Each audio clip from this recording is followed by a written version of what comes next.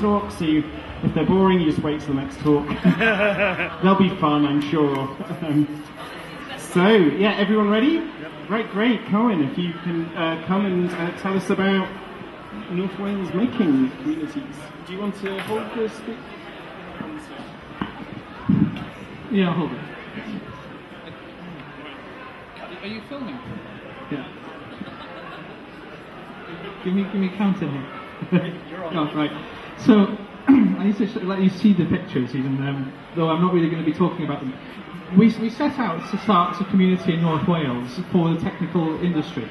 When we first started, when I first started, I wasn't sure that we had a technical community in North Wales. I thought we'd have to sort of create one.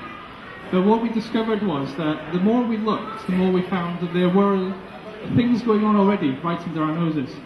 Very large international companies, freelancers, lead developers for large companies that were based in London, all sorts of things hiding around the place which we didn't know. So the first thing I wanted to introduce is this concept of, when you're trying to build a community, the first place you need to look is next door. Do you know what your next door neighbour's hobby is? Do you know what the person on the end of the street's hobby is? What they do for a living? Look for those connections where what you are doing could conjoin with somebody else. So, for example, we found that an artist might be trying to expand their horizons and move into digital art. So, a software developer, a games developer, being connected up to an artist suddenly produces something, or a farmer and somebody interested in drone racing. That's another one that happened. So, this is the image that people have of North Wales, a very beautiful place. Many of you, no doubt, will pop along on a sunny day like this and experience it. But do you know what's in those locations other than the pretty pictures? So we set out to do this, to literally go out there and start to showcase and shout about what we could find in our own doorstep. And that's my second thing. Apart from knowing what's under your feet, find out and promote what you find. Go out there and actually tell the world, I found this cool project next door, or this guy around the corner is doing this really crazy thing. Do you know about it? Showcasing and promoting, just like we're doing today. We bought a whole pile of stands here today just to bring the story out of North Wales and into the Northwest. So we do things like tech talks, much like this, 15-20 minutes, sort of TEDx for techies. We did hands-on workshops. We taught people that didn't know how to solder. This is in a new facility that opened up at the university. We were the first public event in it. We connected to the universities, the further education colleges. We connected to the local authorities. We actually reached out to them and said, did you know that this stuff is happening under your nose? We connected to them. This is one of my favourite pictures, Ant. His wife is an artist and he's a music teacher by trade. He does various things. He taught himself the wood skills he needed to build a harp, then taught himself electronics to make it play itself, controlled by an Arduino, and it's got a self-playing wood organ as well that he did.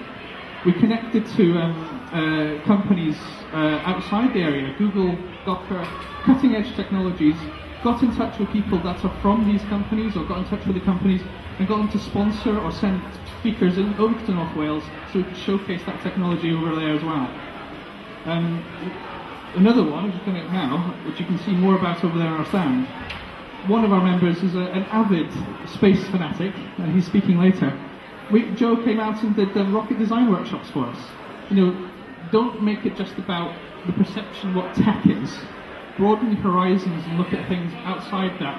So, space technology, digital art, digital agriculture, energy projects. We've got a lot of hydroelectric projects around the area. Some of them are doing quite cutting-edge stuff in terms of community-based energy generation, or community-based projects where we buy our energy. My house is powered by my local hydro plants. We connected to those projects. We got the technical people involved with those projects to experiment. This is one of the examples of the digital art I was talking about. An artist came to me wanting to visualize the data around us. Literally. He's not technical in any way, shape or form. So this project was to capture the Wi-Fi data around you. So you walk into the room, you connect to the Wi-Fi, it intercepts the traffic and shows it up on the screen. The words popping out are the words from the GCHQ and NSA watch lists. So sort of really drill home the Big Brother is watching you. That was just a digital artist wanting to experiment. We emphasised mixing skills and skill levels. So in the workshops that we ran, we put beginners next to experienced developers, side by side, teaching each other. This, has covered cutting-edge languages, programming languages, electronics. We partnered with Code Club, you'll see a picture of that in a second. And in some of these, we ended up with people with one background, a teacher, sitting next to somebody with a software development background, 20 years in industry. And you've got these wonderful cross-pollination skills. You've got the developer teaching the teacher how to teach computer science, something they needed to skill up on to do it in the high schools, and the teachers, in turn, teaching the developers how to teach, which is a massively overlooked skill. How do you onboard new junior developers? You can't get better than a teacher to teach you those skills. So we made the point of running workshops, 20 to 30 people at a time, deliberately running events every single month. Last summer we did one every week in August. This summer we're going to do it again. We're going to run a summer of code in the local university and do stuff. It branched out. Some of the people were interested in digital design. So we got a group of people together and they got involved in doing computer-aided design so they could learn those skills. We branched out. There's supposed to be another slide there. No, there's a slide missing. So that branched, I'll just finish that bit off. We branched out, so the design bits branched out into fashion design. We found a local designer that was specialising in very ornate hats. Now this person had been coming along to every single one of our tech meetups as a recruitment specialist. And one day we found out that she's a fashion designer and got to actually partake, rather than as a recruiter, but actually as a designer. So it's all about these connections to the things you don't expect and getting these cross-pollinations. That's my talk.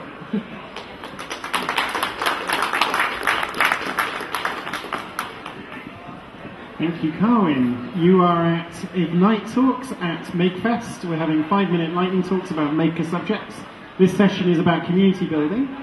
And the next talk is from Little Pink Maker, who's going to tell us about biolab community building using education.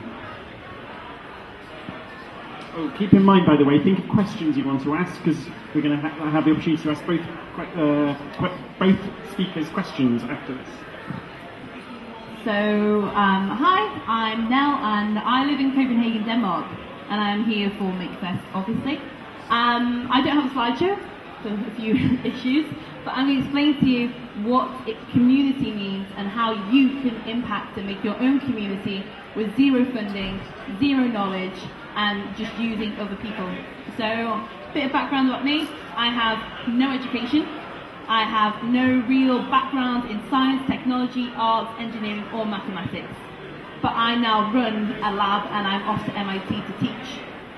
It's insane to think about. You can use the open source community to actually benefit you and other people around you. So everything I know and learned, I learned at Copenhagen Fab Lab. I learned how to CNC, I have shopbox, 3D print, make bioplastics, you name it, I did it, I learned from other people. But there became a point in time where I wanted to do more. I wanted to think more, be more, and act more.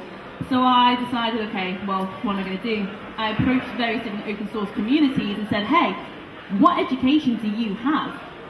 Oh, well, you need to pay us 5,000 euros. But you're part of the Fab Lab initiative. Well, we are, but we're not. That is not an open source community. That is making money just for yourself and not caring about the community that's around you. So what did I do? I created my own open source community education platform where people can go and learn for free.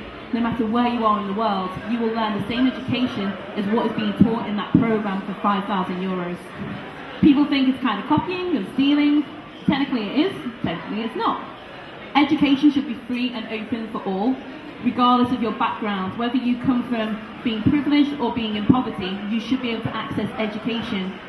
If you don't even have access to computers or technology, you can walk into hubs built around the world where you can actually physically use other people's equipment and tools, because it's a community.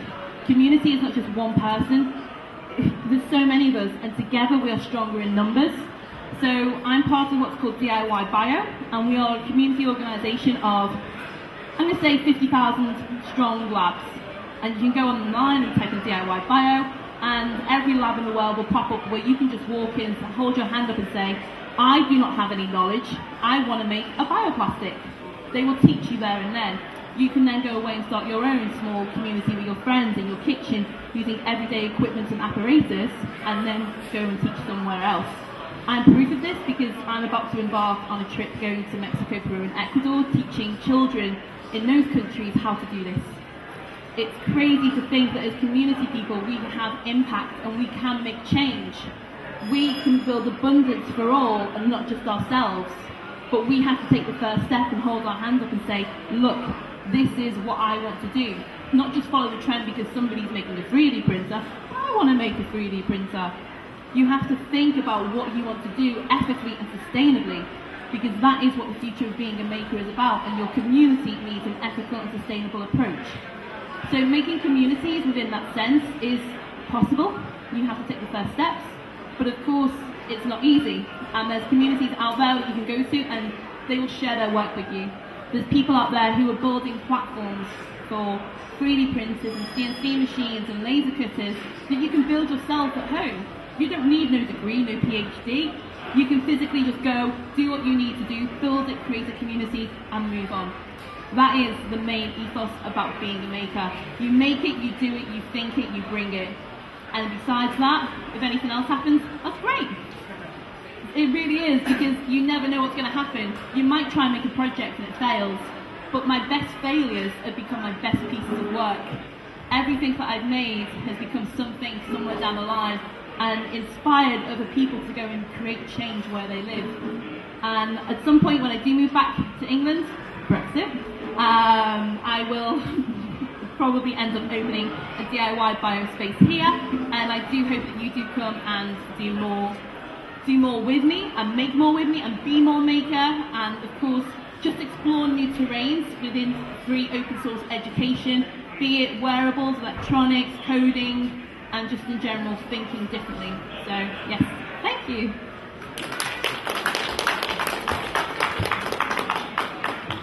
Another 50 seconds if you want. Yeah, it's fine. It's fine. Thank you, Little Pink Maker. Right, we're going to have questions now. So yeah. Right, you are at Ignite Liverpool at Makefest, and we're having lightning talks on themed topics. This session is about community building of maker communities. So, and we've been having talks all day. There's another session at 4 o'clock about space, both inner space inside, like privacy, and outer space rockets. So that's at 4 o'clock. And right, let's have some questions. Hands up if you've got a question about community building and making. Someone must have a question. You could say, introduce yourself as well. Hello, Anka Williams. I was wondering what support you get in terms of materials and the cost of materials as makers make things with materials. Good question.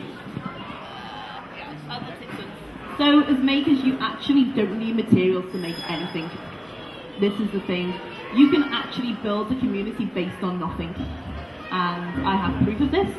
So a group of people that I work with, they have a community called Things. And the reason why they're called Things is because they do things and they find things and they make things from things, hence the name.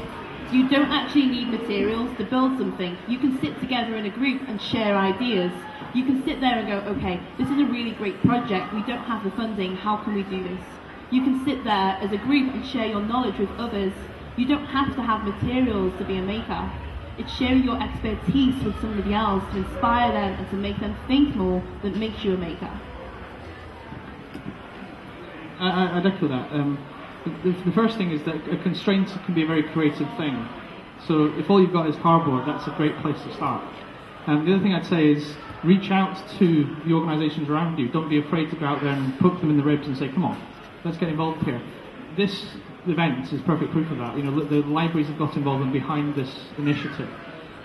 We started out by interacting with a recruitment agency that was struggling to recruit people in the area, so they sponsored us and did the pizza and beer at the event. That has now got to local authorities getting involved and wanting to sponsor us, so they pay for our meetup response. We're now being listened to by Welsh Government. It's actually gone all the way up to the top, even though the Secretary of State for Wales knows about our existence. So in 2.5 years, we've gone from a bunch of people wanting a community to, we were community partners in the Second Nation report, cataloguing what we found in terms of the industry in North Wales. It is entirely possible, but you've got to approach them and ask them first. And generally, they're very supportive. There's also a lot of waste. Yeah, recycle, reuse, reduce. Absolutely. Recycle, reuse, reduce. And if you can't make it yourself, make it in your kitchen. Not necessarily, like I said, not necessarily, because if you are a maker, you can share your knowledge with me, for example. And if you don't have the money to go and buy materials, I might. Another person might. So what makes you a maker isn't your materials, it's your knowledge. It's what you bring to the table that makes you a maker. And it's not just the knowledge, it's the attitude. It's the willingness to share more than anything else. I mean, I definitely... Source the world. Preaching thing about it. Thank you. We've got a question from Paul, who's actually speaking in the next session, where you have to stand up. Hello, I'm Paul. How do you protect against individuals ending up taking on all the work?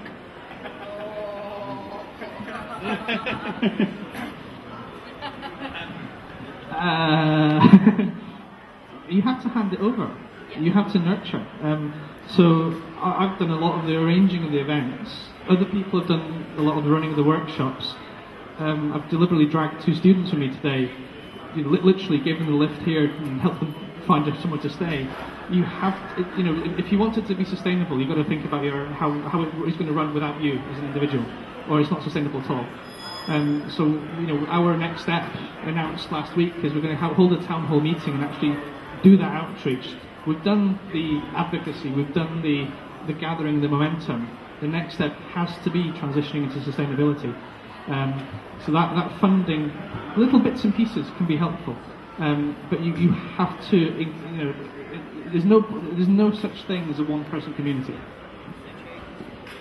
So when I was at Copenhagen Fab Lab, we had this system called Super User System, where it's allocated members of the public. It gets given special access to the machinery and the tools as long as they volunteer their time. So it's 3 hours every month, and they get free access whenever they want in order to help the community.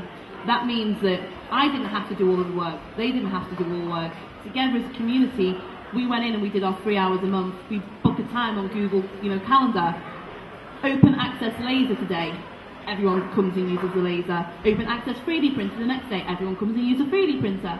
We don't delegate. Together we hold a democratic process and say, okay, we are members of this community, let's do more, let's not act like animals, and let's make sure that we give a service to the community as well, so they can use this machinery and tools. In my space, in Biology Garage, which is my biolab, we have the same process. So people can come in and they can say, hey, I want to learn this. So then we'll put a timetable up saying, Open Lab agar plate day. So everybody who wants to learn how to do agar plates will come in. People who want to make bioplastics will come in Friday. Mondays is Myco Monday, so everybody who wants to make mushroom products can come in Monday. There's no delegation of you have to do all of this, and it's not all on your shoulders, because you will burn out, and you will burn out hard and fast and never want to touch a thing or make a thing ever again in your life. So you have to find that right balance, and of course find the balance where you can do your own work. Because if you don't make anything and you're just busy doing the paperwork, you're not a maker, you're just someone's lackey. You can be a maker of a community, though. Oh yeah, you can be a maker of a community, yeah. But the paperwork isn't fun. The other thing I'd say is, if you spot an opportunity for collaboration, jump on it. Yeah. So we made a point of, if a company approached us with, we would like to do this, we say, right, off you go then. And we would book the room, introduce them, then hand it over. So the unconference style, just-in-time organisation, putting the emphasis on the actual attendees to actually do the work. They're there to participate, so you might as well push that as far as you can to make it as lightweight as possible, otherwise you will definitely burn out. Thank you. Any more questions? We've got one here. Anyone else as well? if you could introduce yourself. I'm Jono. Live very close to Carwyn, so the points of I missed the beginning of your talk, so I hope you didn't already cover this. But I've got quite a lot of equipment and technical competencies that I'd be willing to share, and I often bump into problems that are beyond my technical competencies or equipment. Is there a way to engage with your organisation to be able to give and take, and is there a sort of economy that can balance that, like sort of like a currency, like any plans for that kind of system?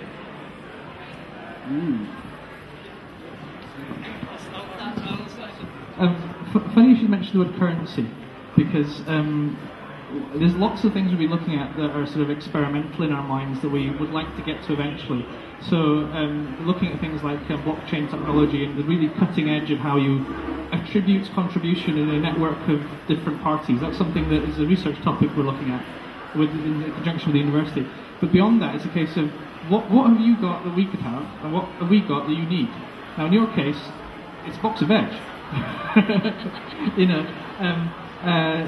Time, material exchanges. I think these are really important. You know, you scratch my back, I'll scratch yours. Those are the fundamentals of where community started. One of my interests is actually in anthropology and where tribal systems started and how those exchanges started. I think there's a lot for me in sort of maker communities have that kind of ethos to them. I'm really intrigued in this, but basically you have far more. You know, just the opportunity to visit the farm and look at it. You're there every day. You don't see the value in that.